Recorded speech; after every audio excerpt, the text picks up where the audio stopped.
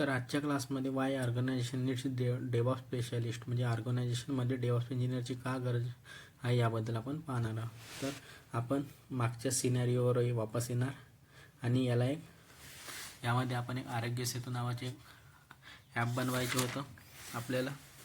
त्या सिनॅरिओपासून आपण स्टार्ट करूया आणि यामध्ये आपले काही IT मॅनेजर आहे जे मागच्या क्लासमध्ये आपण पाहिलं त्या सिनॅरिओपासून आपण स्टार्ट करूया. तर बघा इथे आपल्याला आरोग्य सेतू ॲप बनवायचे आहे. यामध्ये IT मॅनेजर आहे बघा. त्या सिनॅरिओवर यामध्ये त्या सिनॅरिओ मी डिफाईन करत आहे बघा. इंडियन गव्हर्नमेंट, यामध्ये एक XYZ कंपनी आहे आणि या कंपनीचा एक IT मॅनेजर आहे.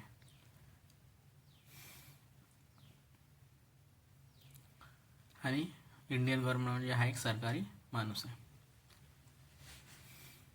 याच्याशी आपल्याला कॉन्टॅक्ट केला आहे.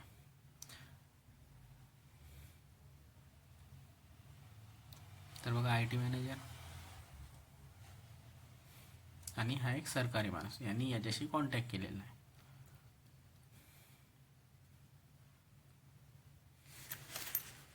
तर यावेळेस हा ॲप आम्हाला बनवून द्या. कोणता ॲप बनवायचा आता? आरोग्य सेतू नावाचा. तर यांनी म्हटलं की आमच्याजवळ बजेट आहे, तो बजेट आहे यामध्ये 5 करोडचा. या बनवायसाठी जो काही बजेट आहे तो आहे 5 करोडचा. आपण एक काम करता की काम करण्यासाठी 1 करोड रुपये ॲडव्हान्स घेऊन घ्या आणि आम्ही जो काही काम आहे त्याला सुरू करून देतो. जसेही याच्याजवळ जो पैसा येणार IT मॅनेजरजवळ, तर ॲडव्हान्स यामध्ये 1 करोड देत आहे. तर IT मॅनेजर जसंही पैसा नाही तर IT मॅनेजर काय करणार की त्या प्रोजेक्टसाठी त्याच्याजवळ मॅनपॉवर नाही आहे, तर किंवा त्याचे मॅनपॉवर पहिल्यापासून कुठेतरी दुसऱ्या प्रोजेक्टवर काम करत आहे, तर अशा वेळेस काय ते यामध्ये या नवीन प्रोजेक्टसाठी यामध्ये हायरिंग करणार. तर या प्रकारे मार्केटमध्ये नवीन हायरिंग येतात म्हणजे जॉब वॅकन्सी येतात. कारण की जे पहिलेचे मेंबर आहेत ते दुसऱ्या प्रोजेक्टवर काम करत नाही, तर त्यांना तो काम पहिले पूर्ण करायचं आहे जुनवाला. तर त्यांना आपण डिस्टर्ब नाही करणार. आपण नवीन या प्रोजेक्टसाठी नवीन लोक हायरिंग करणार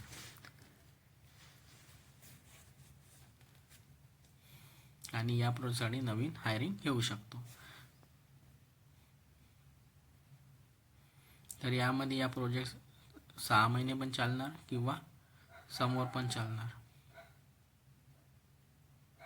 किंवा जास्त दिवस पण चालू शकतो. 6 महिने किंवा जास्त दिवस पण. तर याप्रमाणे मार्केटमध्ये नवीन हायरिंग येतात. तर आपण नवीन लोक यामध्ये हायर करतो. या प्रकारे मार्केटमध्ये नवीन वॅकन्सी येतात, हायरिंग येतात.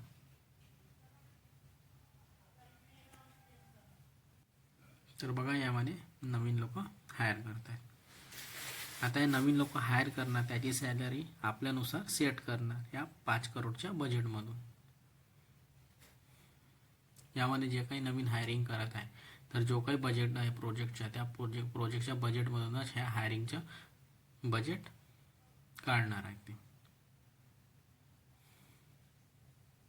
या पद्धतीने ते सॅलरी वगैरे त्यांची सेट करणार. पहिले ते डेव्हलपर शोधणार आणि डेव्हलपर काय करणार, तर बघा त्या 5 करोडमधून त्यामध्ये सॅलरी वगैरे डिपेंड करणार. तर पहिले या प्रोजेक्टला स्टार्ट करण्यासाठी डेव्हलपर शोधणार आणि डेव्हलपर काय करणार, डेव्हलपर या ॲपसाठी जो काही आरोग्य सेतू ॲप बनवायचे आहे त्यासाठी हा कोड लिहिणार कोणत्या पण प्रोग्रामिंग लँग्वेजमध्ये.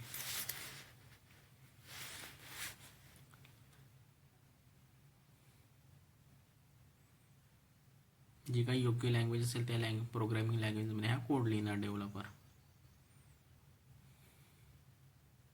तर या ॲप बनवण्यासाठी त्यासाठी आपल्याला कोड लिहावं लागणार. तर तो काम डेव्हलपर करणार. कोड लिहिण्याचे काम जो आहे तो डेव्हलपरचे आहे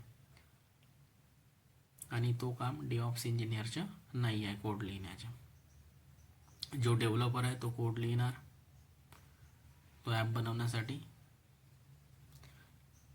आणि हा जो काम आहे कोड लिहिण्याचा हा डेव्हऑप्स इंजिनियरचं नाही आहे. परंतु आपल्याला ह्या गोष्टी माहिती असल्या पाहिजे.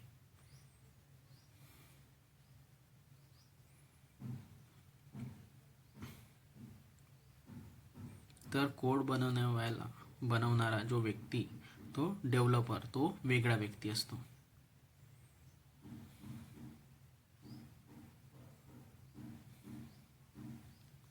सर्वात पहिले आपण डेव्हलपर यामध्ये घेतलेला तयार केला. यांनी आपल्या ॲप्लिकेशनसाठी कोड तयार केला, पूर्ण कोड बनवून दिला. या ॲप्लिकेशनसाठी जे जे पाहिजे त्या त्या गोष्टी या कोडमध्ये त्यांनी डिफाईन केलेल्या आहे, म्हणजे लिहून दिलेल्या आहे. डेव्हलपर जसे कोड बनवून तयार करून देणार,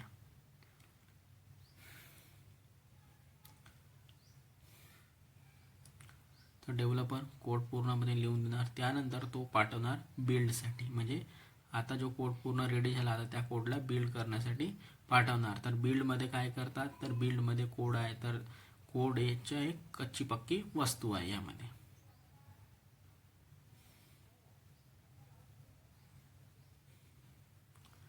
कोड काय आहे, तर एक प्रकारची आपल्याला भाजी बनवायची आहे. सर्वांनाच माहिती आहे घरी भाजी बनवतात, तर काय काय त्या भाजी बनवण्यासाठी आपल्याला वस्तू लागतात, ज्या ज्या गोष्टी लागतात ते आपल्याला यामध्ये आणून ठेवावे लागणार.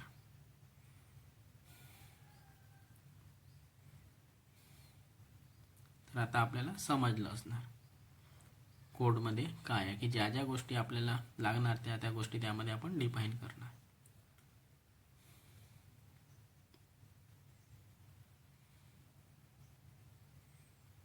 तर डेव्हलपरनी तोच काम केला, म्हणजे हा जो काम आहे तो पूर्ण केलेला आहे, कोड आणून ठेवला आहे.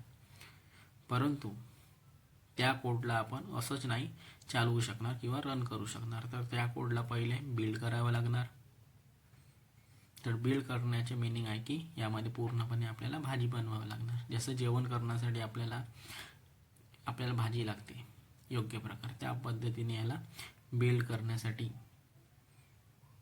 याला पूर्णपणे रेडी करावं लागेल. तर आपल्याला ॲक्च्युअल आउटपुट पाहिजे तो बिल्डमध्ये आपल्याला मिळणार. एक्झिक्युटिव्ह फाईल म्हणतो, .exe फाईल राहते, तर जे की याला रन करते.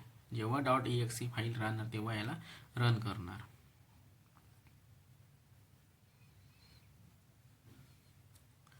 तर आपली जी एक्झिक्युटेबल फाईल राहते ते आपण यामध्ये बनवणार.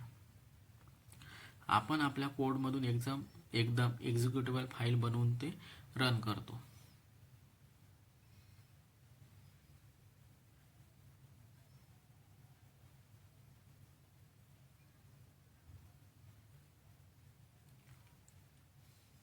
यामध्ये एक्झिक्युटिव्ह फाईल बनलेली.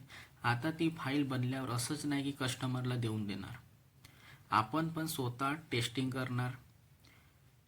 बनल्यानंतर आपण काय करतो की त्यानंतर त्याला टेस्ट करतो. आपण टेस्ट करतो की ही गोष्ट बरोबर बनली आहे की नाही. त्यासाठी आपल्याजवळ स्पेसिफिक टेस्टिंग टीम राहते, तो त्या पूर्ण सॉफ्टवेअरला यामध्ये टेस्ट करून पाहतो की सर्व गोष्टी योग्य आहे की नाही आहे.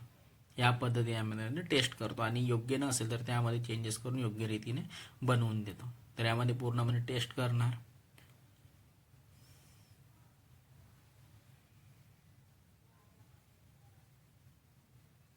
योग्य गोष्ट बनली की नाही हे यामध्ये पूर्णपणे चेक करणार.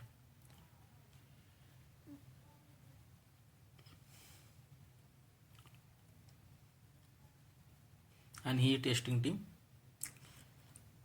वेगळी राहते, टेस्ट करण्यासाठी टेस्टिंग टीम राहते.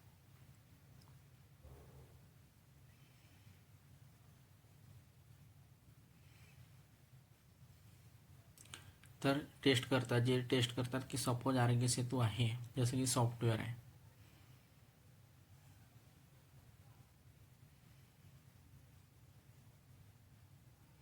तर यामध्ये त्या पद्धतीने यामध्ये सॉफ्टवेअरला टेस्ट करतात. जसं ते कशा प्रकारे टेस्ट करतात ते या पद्धतीने टेस्ट करतात की सपोज यामध्ये आरोग्य सेतू ॲप आहे, तर यामध्ये लॉग इनमध्ये दोन गोष्टी विचारत आहे. तर आपलं नाव आपण यामध्ये नेम किंवा ईमेल आय डी दोन नाव विचारत आहे. सपोज जसे मी यामध्ये ईमेल आय डी फिल करत आहे तर त्याला तुरंत म्हणायचे आहे की this email I D is incorrect. कोणत्या व्यक्तीने यामध्ये ईमेल आय डी इनकरेक्ट टाकलेली आहे, मग चुकीची टाकलेली आहे, तर त्याला डायरेक्ट मेसेज आला पाहिजे की this email I D is incorrect, आणि योग्य असेल तर this email I D is correct असं या पद्धतीने मेसेज आला पाहिजे. त्या प्रकारची यामध्ये टेस्टिंग करायची आहे की का ही चुकीची ईमेल आय डी आहे की योग्य ईमेल आय डी आहे. तर कारण हा की चुकीची ईमेल आय डी तर नाही घेत आहे आणि नाव पण चेक करणार की बरोबर घेत आहे की चुकीचे. या प्रकारे या पद्धतीने टेस्टिंग करणार. टेस्टिंगमध्ये पूर्ण प्रकारे यामध्ये चेक करणार की खरंच हा योग्य माहिती घेत आहे की चुकीची माहितीला पण हा घेत आहे, त्याबद्दल पूर्ण योग्य रीतीने टेस्ट करणार आणि त्यानंतर आपण याला रेडी झालं असं समजणार. तर ही टेस्टिंग टीम पूर्णपणे याला चेक करणार.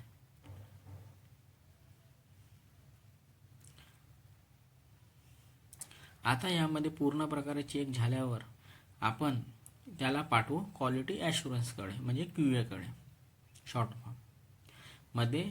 याची आपण क्वालिटी चेक करणार. तर यामध्ये क्वालिटी आणि टेस्टमध्ये यामध्ये फरक आहे.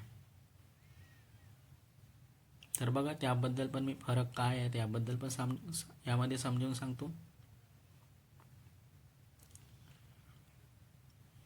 तर बघा टेस्ट आणि क्वालिटीमध्ये काय फरक आहे त्याबद्दल मी यामध्ये सांगत आहे. तर बघा टेस्ट म्हणजे कोड प्रॉपर चालत आहे की नाही ह्या गोष्टी टेस्टमध्ये चेक करणार.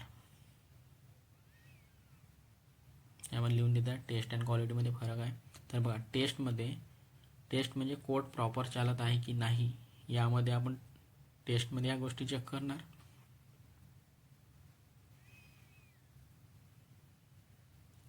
कोड प्रॉपरली वर्क करत आहे की नाही ह्या गोष्टी यामध्ये चेक करणार. आणि क्वालिटी ॲश्युरन्समध्ये ह्या गोष्टी चेक करणार की जो काही आपण ॲप बनवलेला आहे त्याचे इंटरफेस चांगला आहे की काय, हा युजर फ्रेंडली आहे की नाही, की काही लोकांना त्रास होत आहे किंवा लोक यामध्ये कन्फ्यूज होत आहे की ईमेल ID जागी काही दुसरं तर नाही काही फिल केलं तर, किंवा डोमेन नेम यामध्ये फिल केलं तर असं तर काही यामध्ये कन्फ्युजिंग नाही आहे. तर या पद्धतीने यामध्ये ह्या गोष्टी चेक करणार क्वालिटी ॲश्युरन्समध्ये.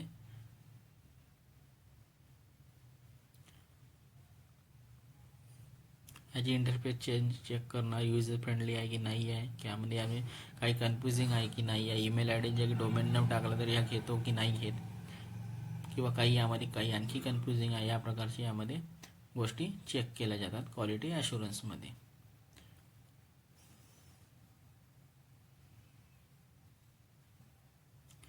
आणि काय हा आपण जो ॲप बनवला आहे हा इझी युजर फ्रेंडली आहे, याचा इंटरफेस जो आहे तो इझी आहे, ह्या गोष्टी यामध्ये चेक केल्या जातात.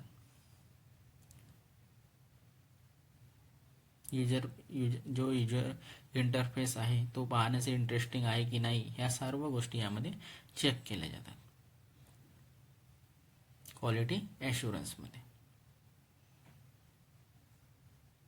लोकांना सोपं जावं यासाठी या गोष्टी सर्व चेक केल्या जातात. कारण की कोणतं पण ॲप किंवा कोणतं ॲप्लिकेशन कन्फ्युजिंग राहिलं तर आपल्याला पण त्रास होतो, तर आपण पण त्या गोष्टीला अवॉइड करतो. तर ह्या सर्व गोष्टी यामध्ये क्वालिटीमध्ये चेक केल्या जातात. आता यामध्ये या प्रकारचं सर्व काम झालं तर आता आपल्याला काय करायचं आहे,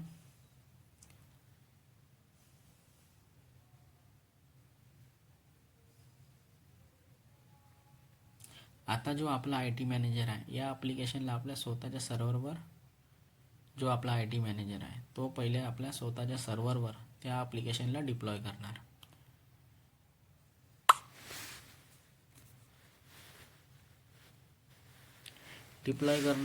त्या ॲप्लिकेशनला त्यामध्ये तो रन करून पाहणार आणि याला रिअल टाईममध्ये रन करून बघून आणि टेस्टिंगसाठी काही लोकांना लिंक पण पाठवून देणार फीडबॅक घेण्यासाठी.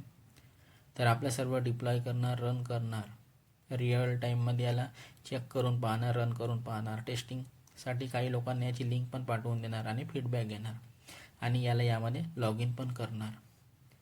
याच्यासाठी तो यामध्ये अकाउंट पण बनवणार, याला डाउनलोड पण करून पाहणार आणि काही लोकांना लिंक पाठवून त्यांना याबद्दल फीडबॅक पण मागणार की काय याबद्दल रिस्पॉन्स येत आहे याबद्दल पण सर्व गोष्टी तो चेक करणार.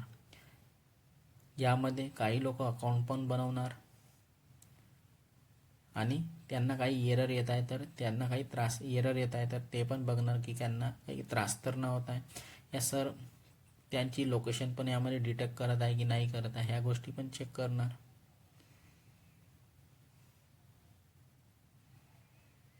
तर काय डेटा येत आहे ह्या सर्व गोष्टी यामध्ये टेस्टिंग आपल्याकडे पूर्ण चेक करणार.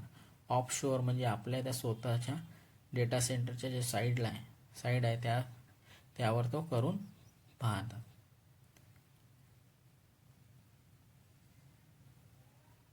तर या पद्धतीने पूर्ण गोष्टी चेक करणार. लोकेशन डिटेक्टपासून पूर्ण प्रत्येक गोष्टी त्याची चेक केली जाणार. तर या पद्धतीने याची टेस्टिंग केली जाणार 15 दिवस ते 1 महिना.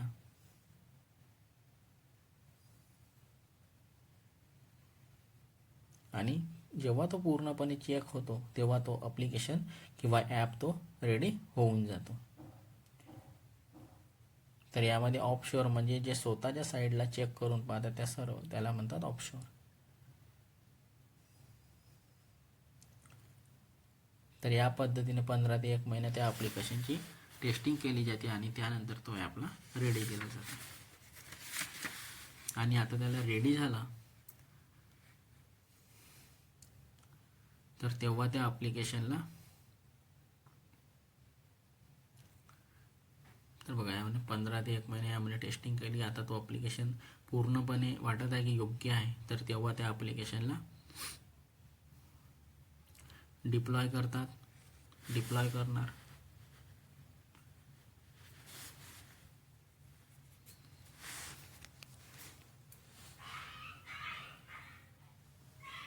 ठीक आहे. तर आता यामध्ये आरोग्य सेतू ॲप आपल्याला रेडी झालेला आहे. तर आता आपलं ॲप्लिकेशन रेडी झालं तर याला आपण डिप्लॉय करतात ऑन साईट. आता हा जिथे जाऊन डिप्लॉय करतात तिथे कस्टमरला द्यायचं होतं. आता या ॲप्लिकेशनला कस्टमरला आपण हँडओव्हर करणार ऑन साईटला कस्टमरच्या लोकेशनवर. तर आता रेडी झालं तर आपण कस्टमरला हँडओव्हर करणार.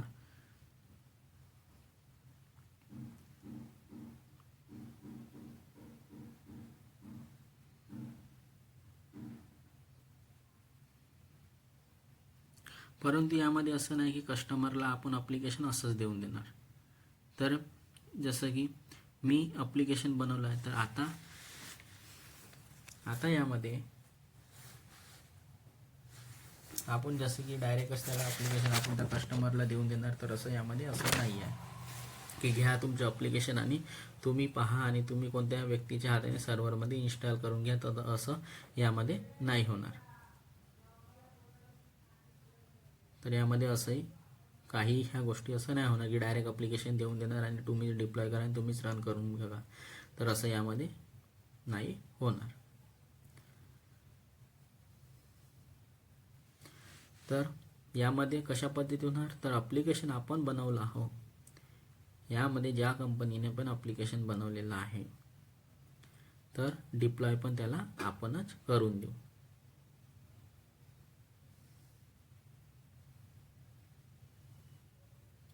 तर यामध्ये तुम्ही पाहिले असणार की IT मध्ये काही लोक म्हणतात क्लायंट साईडला बसलो. तर ते व्यक्ती त्यामध्ये एक आपला व्यक्ती त्यामध्ये बसवलेला राहते. कारण जो प्रोजेक्ट होता तो त्यामध्ये डिप्लॉय करून दिला आहे. तर तो व्यक्ती तिथे यासाठी या प्रोजेक्टला त्यांना म्हणजे तो व्यक्ती त्यामध्ये बसवलेला आहे. कारण की प्रोजेक्ट आपण बनवलेला आहे तर आपला एक व्यक्ती त्यामध्ये बसवणार. आणि आता हे जिम्मेदारी आहे ही तुमची आहे. तर आम्ही त्यांना प्रोजेक्ट हँडओव्हर केला आहे. तर आता त्यांना काही प्रॉब्लेम नाही आलं पाहिजे आणि आलं तर आम्हाला अपडेट करा आणि रिझॉल्व करा. यासाठी यामध्ये 8-10 एम्प्लॉई डिप्लॉय केले जातात. कारण की प्रोजेक्ट बनवला आहे तर त्यांना त्या गोष्टी नवीन आहेत दुसऱ्या लोकांसाठी. तर त्यासाठी यामध्ये जे काही प्रोजेक्टमध्ये लोक त्यासाठी आपले लोक यामध्ये काही बसलेले असतात त्यांना समजण्यासाठी. आणि जेव्हा पूर्णपणे त्या समजण्यात तेव्हा त्यांना पूर्णपणे आपण हँडओव्हर करून देतो. तर यासाठी यामध्ये 8-10 एम्प्लॉई आपण आपले बसवून देतो.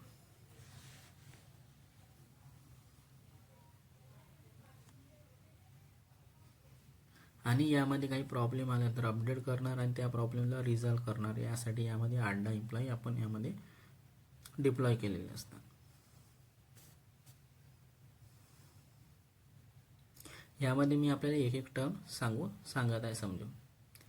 तर बघा आता डिप्लॉय काय होतं याबद्दल पण सांगून देतो.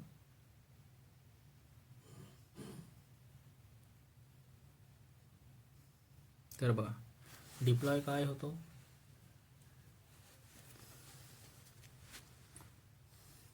आता आपण त्याच्या सर्व्हरवर जाऊन त्या ॲप्लिकेशनला प्रॉपरली डिप्लॉय करणार, इन्स्टॉल करून रन करून देणार आणि मग त्यामध्ये त्याची टेस्टिंग करून पाहणार की आता रिअल टाईम सिनेरिओमध्ये प्रॉपरली काम करत आहे किंवा नाही हा ॲप्लिकेशन.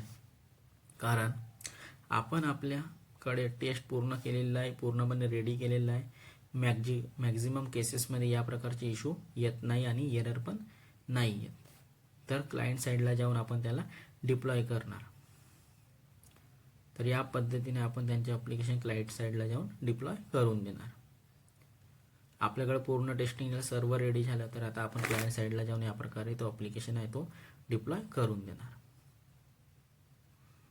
आणि मॅक्झिमम केसेसमध्ये इश्यू किंवा एरर नाही येत.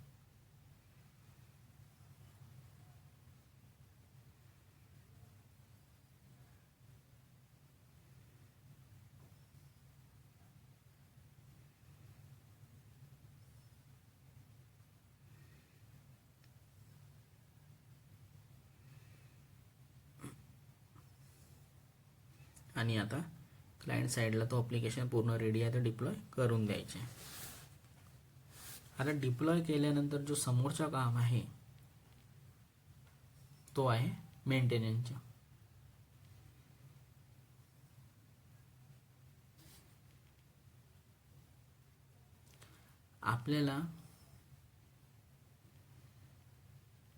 आपल्याला यामध्ये पाहायचे आहे की प्रॉपरली यामध्ये काही इश्यू तर नाही आहे किंवा येत आहे. कारण की आपण यामध्ये डिप्लॉय केलेलं आहे. तर डिप्लॉय केल्यानंतर यामध्ये काही ॲप्लिकेशनमध्ये एरर इश्यू तर नाही येत आहे आणि ॲप्लिकेशनमध्ये काही त्रास तर नाही होता. जेव्हा लोड वाढत आहे तर तेव्हा काही यामध्ये ॲप्लिकेशनला रन होण्यात काही प्रॉब्लेम तर नाही येत आहे. या प्रकारच्या सर्व गोष्टी यामध्ये चेक केलेल्या जातात मेंटेनन्समध्ये.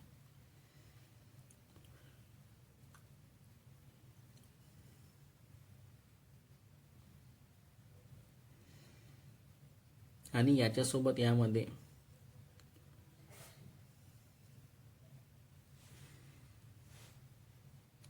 काही एम्प्लॉईला ट्रेनिंग पण दिली जाते की यासाठी या एम्प्लॉईला त्या ॲप्लिकेशनला समजण्यासाठी एम्प्लॉईला ट्रेनिंग दिली जाते आणि त्या ॲप्लिकेशनला समजायसाठी किंवा ते व्यक्ती ट्रेन झाल्यावर जो लास्टचं काम आहे यामध्ये सर्वात लास्ट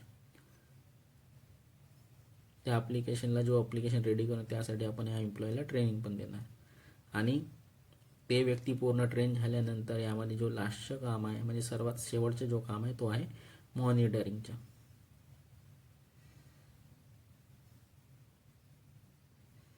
तर यासाठी म्हणतात की काही एम्प्लॉई आमचे ट्रेनिंगवर आहेत ते ह्यासाठीच म्हणतात ट्रेनिंग प्रोव्हाइड केली जाते. तर आता तुम्हाला हळूहळू पूर्ण समजून येत असणार कशा पद्धतीने ॲप्लिकेशन बनवतात आणि कशा प्रकारचे 1 बाय 1 स्टेप बाय स्टेप यामध्ये टर्म असतात. ह्या गोष्टी आपल्याला समजणार. आता जो शेवटचं काम आहे तो आहे मॉनिटरिंगचा. तर आपण कंटिन्युअस मॉनिटरिंग करत राहणार की कशा प्रकारे मॉनिटरिंग करायची आहे की यामध्ये बघा कंटिन्युअस मॉनिटरिंग करत राहणार की काही प्रॉब्लेम तर नाही आहे आणि यामध्ये काय डेटा येत आहे आपल्याजवळ की काही ॲप्लिकेशनमध्ये प्रॉब्लेम आहे.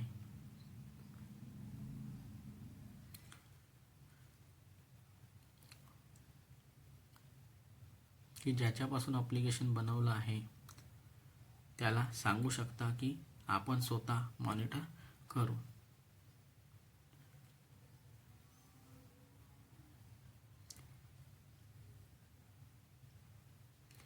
बघा यामध्ये काही प्रॉब्लेम आला त्या मॉनिटरिंगमध्ये गोष्टी रिझॉल्व्ह केल्या जातात ॲप्लिकेशन बनवत्या आणि काही प्रॉब्लेम आला किंवा काही प्रॉब्लेम आला तर त्या गोष्टी स्वतः मॉनिटर करत आहेत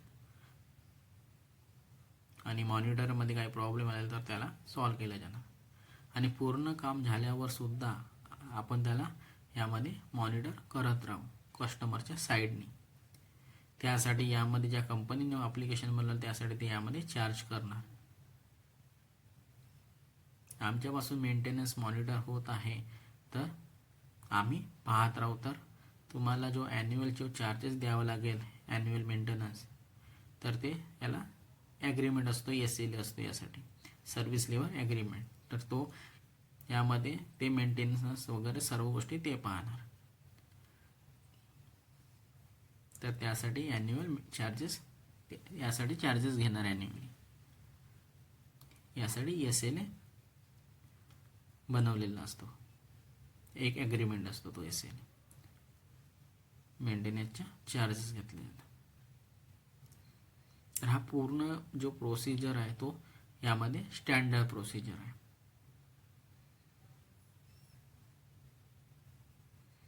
तर या प्रकारची ही प्रोसेस आहे आणि ही जी प्रोसिजर आहे ही एक स्टँडर्ड प्रोसिजर आहे.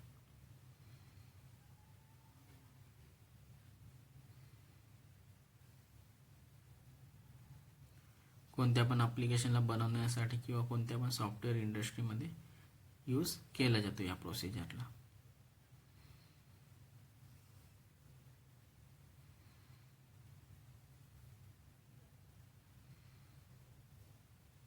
आणि कोणतं पण जो ॲप्लिकेशन बनतो ते याच पद्धतीने याच प्रोसिजरला फॉलो केलं जातं खूपदा सॉफ्टवेअर इंडस्ट्रीमध्ये. आणि या प्रोसिजरला पुस्तकामध्ये किंवा बहुतेक असेल तर सॉफ्टवेअर डेव्हलपमेंट लाईफ सायकल आणि शॉर्टमध्ये HDLC पण म्हणतात.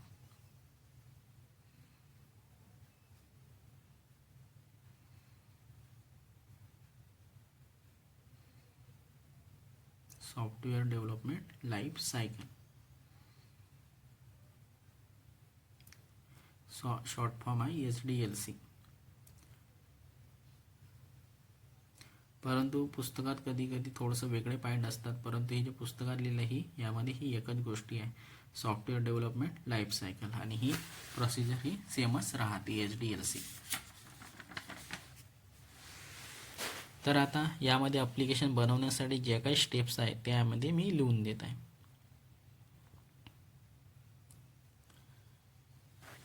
तर ॲप्लिकेशन बनवण्यासाठी ज्या काही स्टेप्स आहेत तर बघा, डेव्हलपर आहे, यामध्ये पहिल्यांदा डेव्हलपर कोड लिहितो, त्यानंतर त्याला बिल्ड केलं जातं .exe म्हणजे एक्झिक्युटिव्ह फाईल. त्यानंतर त्या ॲप्लिकेशन त्याच्यामध्ये टेस्ट केला जातो, त्यानंतर क्वालिटी ॲश्युरन्स केला जातो, टेस्ट, त्यानंतर QA क्वालिटी ॲश्युरन्स, त्यानंतर त्याला डिप्लॉय केलं जातो. ह्या सर्व प्रोसिजर आपण पाहिलेला आहे. त्यानंतर डिप्लॉय केल्यानंतर मेंटेनन्स प्लस एम्प्लॉई ट्रेनिंग यामध्ये प्रोव्हाइड केलं जाणार आणि त्यानंतर त्या ॲप्लिकेशनची आपण यामध्ये मॉनिटरिंग करत राहणार. तर या पद्धतीने पूर्ण प्रोसिजर आहे यामध्ये ॲप्लिकेशनला बनवण्यासाठी.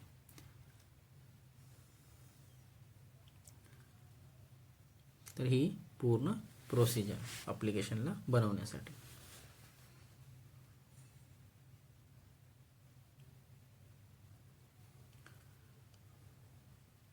आणि जिथपर्यंत कोड नाही बनवणार तिथपर्यंत आपण त्या कोडला बिल्ड नाही करू शकणार. तर ही प्रोसेस यामध्ये सेमच राहणार. तर यालाच म्हणतो सॉफ्टवेअर डेव्हलपमेंट लाईफ सायकल. जिथपर्यंत कोड नाही बनवणार तिथपर्यंत त्याला बिल्ड पण करू नाही शकणार, आणि याच प्रोसेसला म्हणतात सॉफ्टवेअर डेव्हलपमेंट लाईफ सायकल. आणि ही प्रोसेस सेमच राहणार किंवा राहते. आणि या सर्व प्रोसिजरला म्हणतात सॉफ्टवेअर डेव्हलपमेंट लाईफ सायकल किंवा HDLC. तर या प्रकार ही पूर्ण प्रोसिजर आहे आणि डिऑसमध्ये ह्याच गोष्टी आपल्याला शिकायच्या आहेत. तर आता आपल्याला पूर्ण प्रोसिजर समजलं असणार. तर ह्याच गोष्टी आपल्याला डिऑसमध्ये शिकायच्या आहेत. त्यामुळे लिहून पण देत आहे. ही पूर्ण प्रोसिजर आहे HDLC लाईफ सायकलची, आणि ही जी गोष्टी आपल्याला पूर्ण डिऑसमध्ये शिकायच्या आहेत. तर यामध्ये काय काय गोष्टी होतात त्या गोष्टी मी आता पूर्ण सांगून देत आहे. तर बघा, तर डेव्हलपरची गोष्ट करणार तर हा काम आपल्याशी यामध्ये जुळलेला नाही आहे, कारण आपल्याला हा काम नाही करायचा आहे. परंतु डेव्हलपर काय करणार बघा यामधून डेव्हलपचा कॉन्सेप्ट चालू करत आहे. तर बघा डेव्हलपरची गोष्ट करू तर हा काम आपल्याला डेव्हलपरचा जो काम आहे तो आपल्याला जोडलेला नाही आहे. आपल्याला हा काम नाही करायचा आहे. परंतु डेव्हलपर काय करणार की आपल्या कोडला तो जो कोड बनवेल किंवा लिहिणार त्याला जो अपलोड करतो त्याला आपण गिटमध्ये गिट किंवा गिटहब म्हणतो. तर गिटहब आपल्याला यामध्ये शिकायचे आहे. जो कोड आपण अपलोड करतो तो गिटहबमध्ये करतो. गिटहब एक रिपॉझिटरी आहे, म्हणजे एक स्टोरेज आहे. त्यामधून आपण पुल आणि पुश दोन्ही काम करतो गिटहबमधून. तर यामध्ये गिट आपल्याला शिकायचे आहे आणि गिटहब ही रिपॉझिटरी याबद्दल पण आपल्याला यामध्ये माहिती असलेला पाहिजे की कोडची वर्जनिंग कशा प्रकारे होते किंवा डिस्ट्रीब्युशन वर्जन कोणाला म्हणतात आणि कशा प्रकारे नवनवीन कोड जसं डेव्हलपरने नवीन कोड बनवला आणि केव्हा त्यामध्ये चेंज केला, कोडमध्ये काही एरर तर नव्हता आणि एरर होता तर त्याला अपडेट करून दिला, नवीन अपडेटेड कोड यामध्ये अपलोड केलेला आहे किंवा टाकला आहे तर तो आपल्याला कशा पद्धतीने माहिती होणार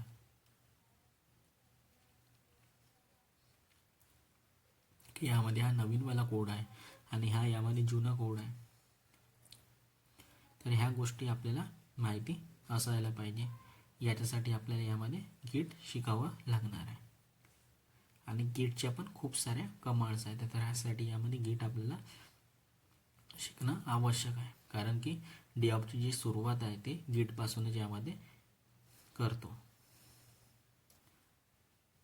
तर यामध्ये बघा पूर्ण गोष्टी मी जे म्हटलं आहे त्या पूर्ण लिहून दिल्या आहे की आपण जेव्हा कोड अपलोड करतो एरर होता तर त्या एररला आपण अपडेट करणार. तर आता अपडेटेड कोड कोणता आहे, काय आहे, ह्या सर्व गोष्टी आपल्याला यामध्ये माहिती असणं आवश्यक आहे.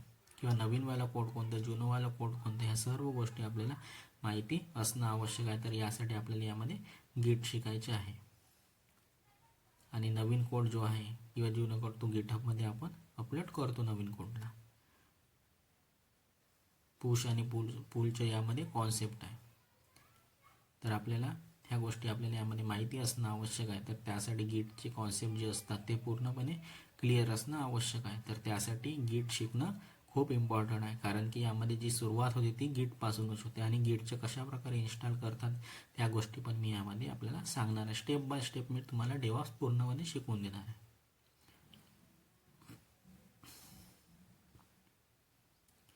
तर यामध्ये ह्या खूप इम्पॉर्टंट गोष्ट आहे. कोणत्या पण डेव्हलपच्या इंटरव्ह्यूमध्ये सुरुवात यामध्ये गिटपासूनच केली जाते, ही गोष्ट यामध्ये लक्षात ठेवा. डेव्हलपची जी सुरुवात होणार ती गिटपासूनच होणार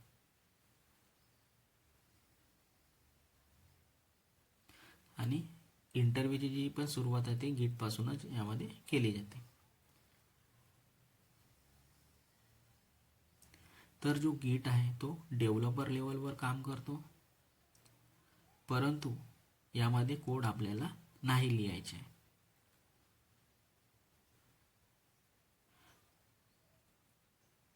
यामध्ये कोड आपल्याला नाही लिहायचे, परंतु ह्या सर्व गोष्टी आपल्याला माहिती असणं आवश्यक आहे,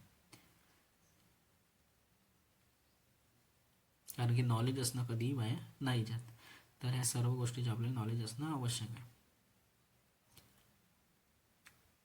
आपल्याला माहिती पाहिजे की तो जो कोड आहे अपलोड करतो तो गिटमध्ये किंवा गिटहबमध्ये आपल्याला केला जातो, म्हणजे गिटच म्हणा त्याला. गिटहब एक रेपॉझिटरी पण त्याचा जो आहे तो गिटपासून ओळखला जातो, गिटचेच पार्ट आहे. तर तो कसं आपल्याला रिट्राईव्ह करायचा आहे,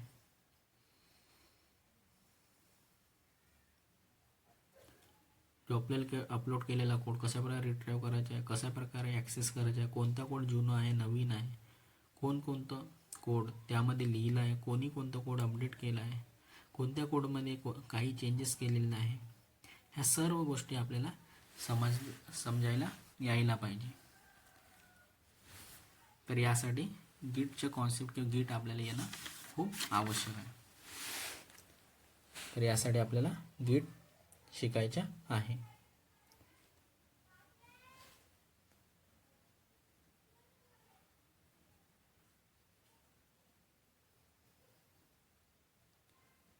सर्व गोष्टी समजायला पाहिजे आपल्याला. यासाठी गिट आपल्याला शिकावं लागणार आहे.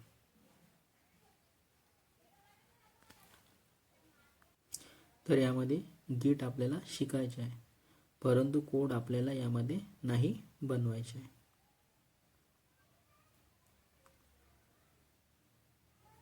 तर जो कोड बनवायचा आपलं काम नाही आहे, तर तो जो कोड आहे तो डेव्हलपर आपल्याला गिटमध्ये अपलोड करून देणार. तर गिटला आपल्याला चालवता आलं पाहिजे, तर आपलं काम जो काम आहे तो गिटमधूनच चालू होणार. गिट किंवा गिटअप. गिट म्हटलं तर गिटअप समजून घ्या. गिटअप ही रेपॉझिटरी आहे, एक स्टोरेज आहे. तर जो काही डेव्हलपर आहे तो कोड आपल्याला गिटअपमध्ये टाकून देणार. तर आपल्याला यासाठी आपल्याला गिट आलं पाहिजे, आणि जो पण आपलं काम होणार, जो काही आपल्याला काम चालू होणार तो गिटमधूनच आपल्याला चालू करायचं आहे. त्यानंतर येतो बिल्ड. बिल्डमध्ये आपण जनरली यूज करतो मॅवेन, एक टूल आहे. तर बिल्डमध्ये आपण मॅवेनचा यूज करू शकता, आणि कोड इथून उठून तिथे आणणार तो काम करतो यामध्ये जेनकिन्स. कोड इकडून तिकडून आणण्यासाठी जो काम करतो तो कोण करतो? जेनकिन्स.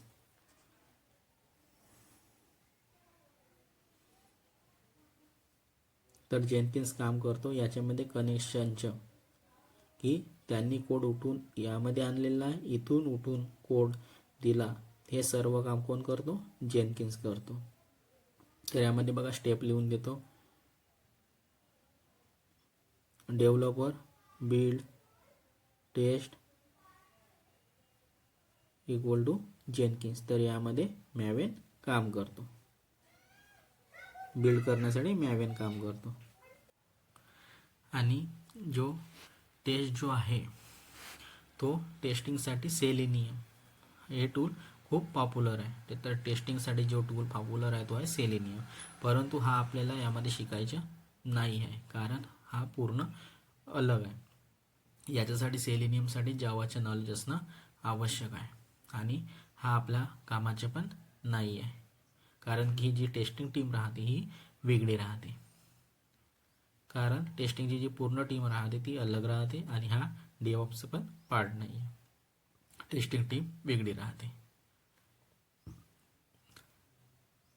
त्यानंतर या बघा यावर लिहून पण देतात, टेस्टिंग टीम पूर्ण वेगळी राहते, कारण की हे टेस्टिंगचे जे टूल्स असतात ते वेगवेगळे असतात,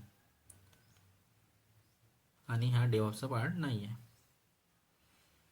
परंतु आपल्याला ह्या पूर्ण टर्म माहिती पाहिजे की कशा पद्धतीने एक सॉफ्टवेअर बनवलेला जातो, काय काय प्रोसिजर राहते. यामध्ये क्वालिटी ॲश्युरन्ससाठी म्हणजे QA खूप साऱ्या गोष्टी आहेत, तर जे की डेव्हलपर पाहतात. तर याची आपल्याला यामध्ये गरज नाही आली, कारण की ह्या सर्व गोष्टी डेव्हलपर पाहतो.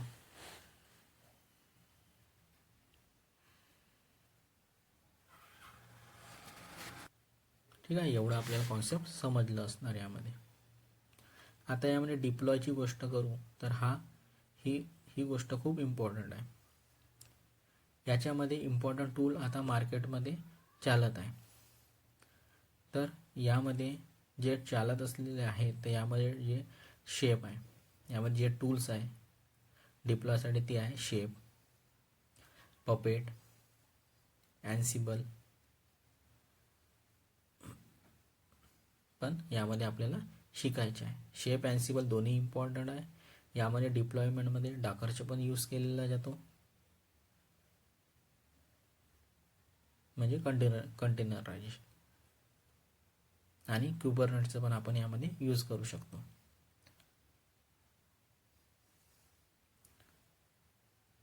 आणि यामध्ये पपेट पण खूप पॉप्युलर आहे, पपेटचा पण यूज करू शकता. तर ह्या सर्व गोष्टी यामध्ये इम्पॉर्टंट आहे. डेव्हऑप्स म्हणजे एक साध्या भाषेत समजायचं असेल तर जे ऑटोमेशनसाठी ज्या ऑटोमेशन टूल्स आपण यूज करतो त्या सर्व गोष्टी मिळून एक डेव्हऑप्स बनलेला आहे, आणि मेंटेनन्सच्या आतमध्ये असं काहीही नाही आहे. आणि मॉनिटरमध्ये जो फेमस टूल आहे तो आहे मॅथ्यूएस किंवा AWSच्या क्लाउड वॉच. ह्या गोष्टी माहिती असणार, AWS माहिती असणार, AWSच्या क्लाउड वॉच. बाकी यामध्ये खूप सारे टूल्स आहेत ज्या की आपण यामध्ये डिस्कस करणार. तर या प्रकारे ही पूर्ण यामध्ये ही कहाणी आहे किंवा ही गोष्ट आहे सॉफ्टवेअर किंवा HDLCची काय असते तर सॉफ्टवेअर डेव्हलपमेंट लाईफ सायकल किंवा HDLCची या प्रकारची पूर्ण ही गोष्ट आहे. तर आता आपल्याला पूर्ण पिक्चर क्लिअर झाला असेल. परंतु आता प्रॉब्लेम कुठं येतो ह्या गोष्टी आता यामध्ये आपण समजून घेऊ. तर या प्रकारे पूर्ण HDLC आहे.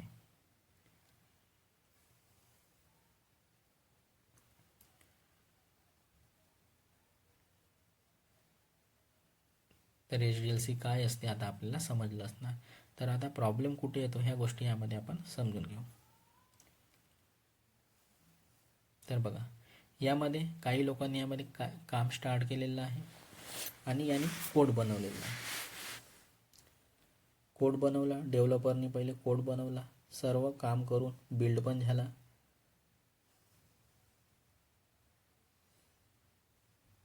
कोड लिहिला डेव्हलपरने, लिहिल्यानंतर त्या कोडला बिल्ड पण झाला, बिल्ड नंतर त्याला टेस्टिंग पण झाली, म्हणजे टेस्ट झालं, त्यानंतर क्वालिटी ॲश्युरन्स पण झाला.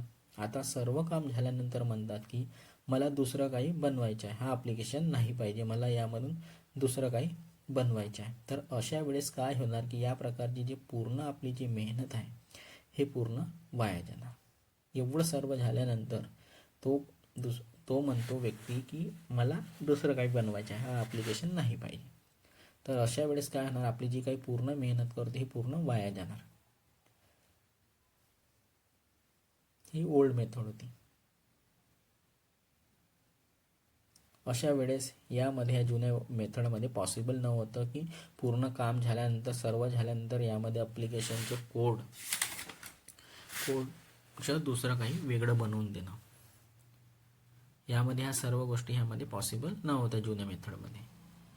सिमिलरली ही जी प्रोसेस आहे ही सॉफ्टवेअर डेव्हलपमेंट लाईफ सायकल जे आतापर्यंत आपण ट्रेडिशनल मेथड यूज करत होतो, जे की एक जुनी मेथड होतं. कारण की यामध्ये सर्व झाल्यानंतर यामध्ये चेंज करणं पॉसिबल नव्हतं. कारण की यामध्ये डिपेंडन्सी होती, एक काम झाल्यानंतर तेव्हाच दुसरं काम यामध्ये करू शकत होतो. यामध्ये त्या कोडपासून दुसरं गोष्टी बनवणे पॉसिबल नव्हतं. तर ही सिमिलरली ही जी प्रोसेस आहे ही सॉफ्टवेअर डेव्हलपमेंट लाईफ सायकल जे आतापर्यंत ट्रेडिशनल मेथड आपण यूज करत होतो, म्हणजे ही जुनी मेथड आहे.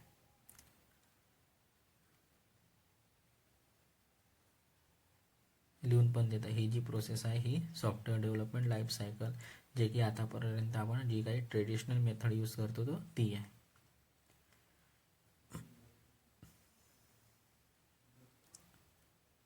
HDLC शॉर्ट फॉर्ममध्ये. तर या प्रकारे होतं की आतापर्यंत हा काम पूर्ण नाही होत तर दुसरा काम नाही होणार, म्हणजे डिपेंडन्सी होती.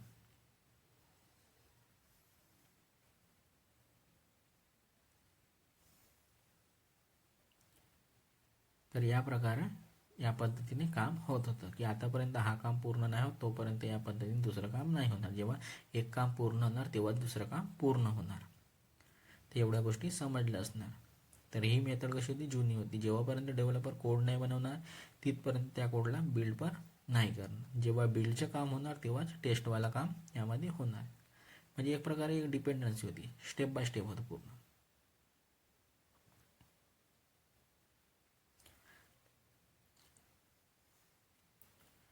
जेव्हा कोड बनवणार डेव्हलपर तेव्हा त्या कोडला बिल्ड करणार, म्हणजे कोड पूर्ण रेडी झाला त्यानंतर त्याला बिल्ड करणार, बिल्ड केल्यानंतर त्याला टेस्ट करणार,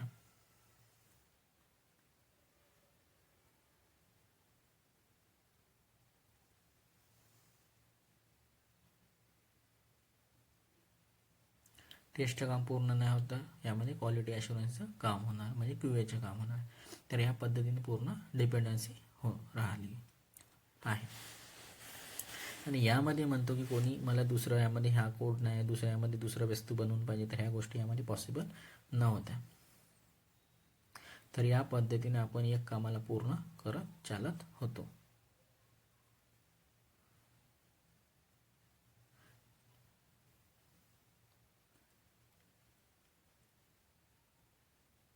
आणि यानंतर मदत कोणता व्यक्ती येऊन म्हणतो की मला या पद्धतीचे अप्लिकेशन नाही पाहिजे, मला काही वेगळं अप्लिकेशन बनवायचे आहे, जसं की आरोग्य सेतू.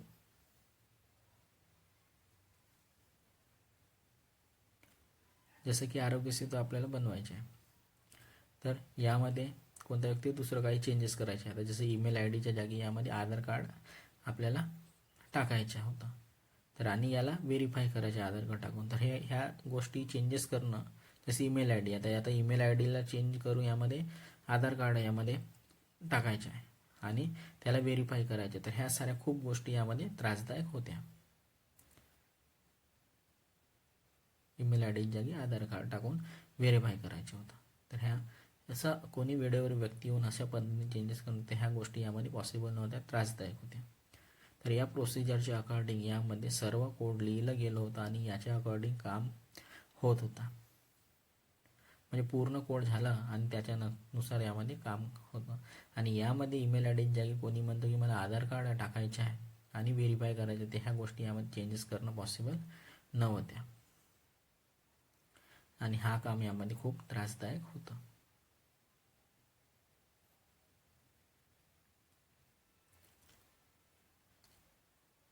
कारण या प्रोसिजरनुसार यामध्ये सर्व कोड लिहिलेला होता आणि त्याच्या अकॉर्डिंग यामध्ये पूर्णपणे काम होत होतं.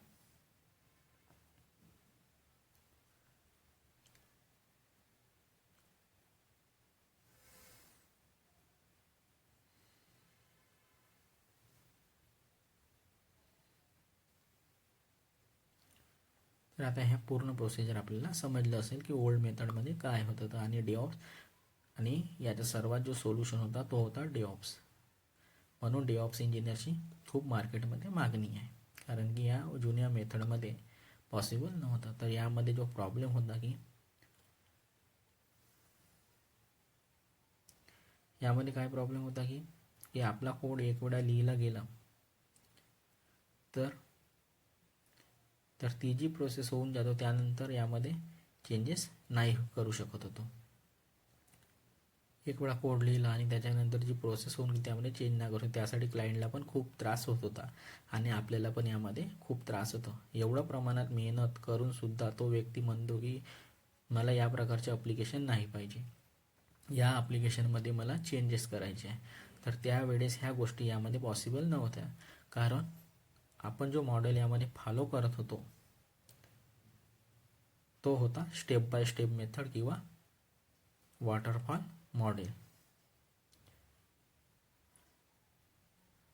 वॉटरफॉल म्हणजे वरून झरणा जसं वाहतो वरून खाली, त्या पद्धतीची मेथड होती. एक काम पूर्ण झाल्यानंतर दुसरं काम पूर्ण करायचं, म्हणजे एक प्रकारे डिपेंडन्सी होती. आणि यामध्ये या पद्धतीने काही वेळेवर कोणत्या व्यक्ती म्हणतो मला चेंजेस करून पाहिजे, तर त्या गोष्टी यामध्ये पॉसिबल नव्हत्या आणि या प्रकारची पूर्ण मेहनत यामध्ये वाया जात होती. तर या सर्व जो मॉडेल यामध्ये फॉलो होत होतं तो होत होतं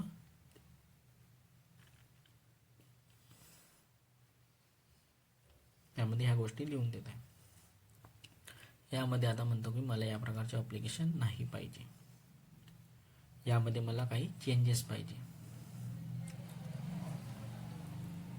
वेळेवर त्याला त्या पद्धतीने चेंजेस पाहिजे असेल त्यामध्ये यामध्ये चेंजेस करणं पॉसिबल नव्हतं.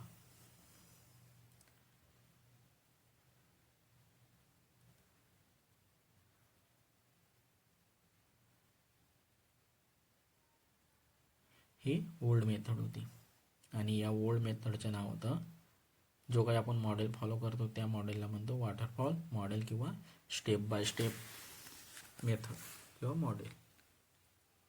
एक काम पूर्ण झाल्यानंतर दुसरं काम पूर्ण करायचं.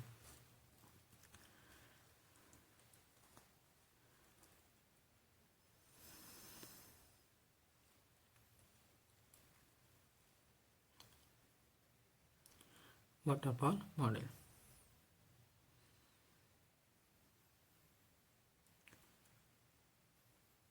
आणि सॉफ्टवेअर लाईफ सायकलमध्ये जो फेमस मॉडेल आहे म्हणजे HDLC मध्ये जो फेमस मॉडेल आहे, जे की लोक डिटेक्ट करून आले आहे, तो आहे यामध्ये वॉटरफॉल मॉडेल.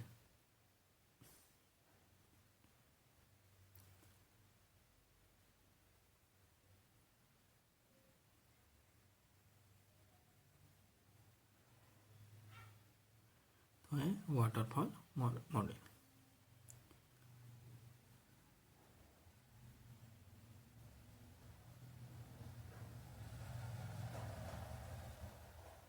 आणि वॉटरफॉल मॉडेलचे मिनिंग काय आहे या गोष्टी मी समजावून सांगून देतो.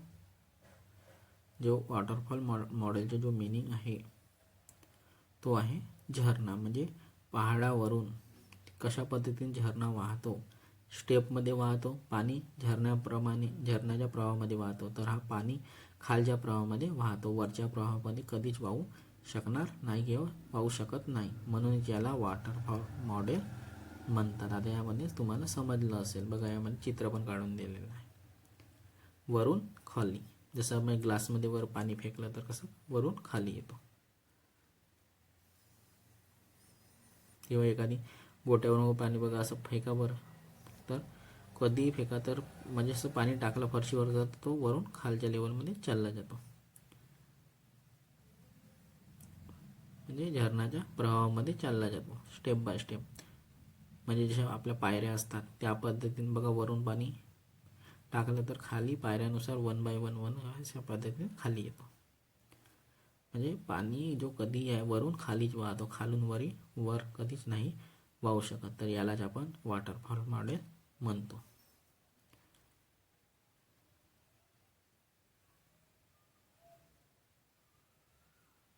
या गोष्टी मी यामध्ये लिहून पण देत आहे.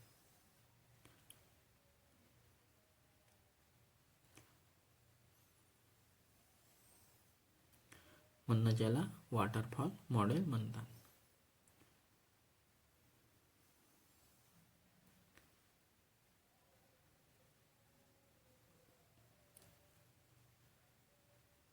तर ही जी गोष्ट वरून खाली आली आहे, ही जी गोष्ट खाली आली ती वरती नाही जाऊ शकत, म्हणून याला मॉडेलला वॉटरफॉल किंवा स्टेप बाय स्टेप मॉडेल.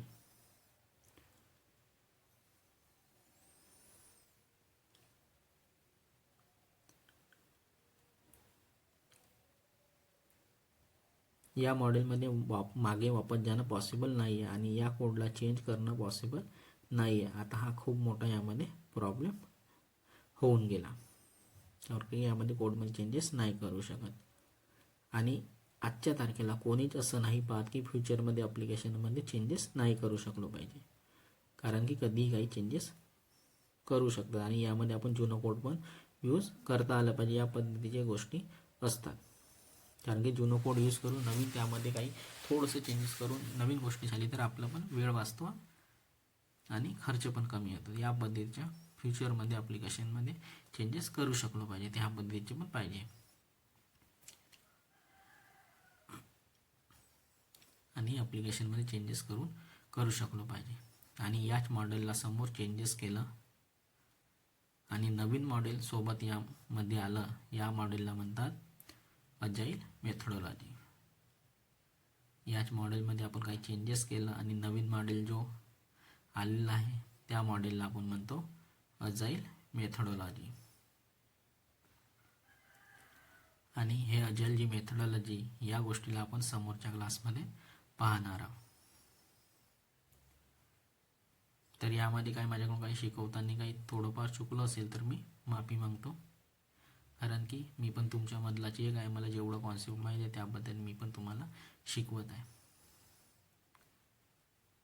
तर आता समोरच्या क्लासेसमध्ये आपण अजाईल मेथोडॉलॉजीबद्दल पाहणार, स्टेप बाय स्टेप आपण डेव्हऑप्स शिकूया. तर अशाच डेव्हऑप्स शिकण्यासाठी अशाच व्हिडिओसाठी फॉलो क्लाउडवाला भाऊ आणि सबस्क्राईब पण करा माझ्या यूट्यूब चॅनलला क्लाउडवाला भाऊ. ठीक आहे.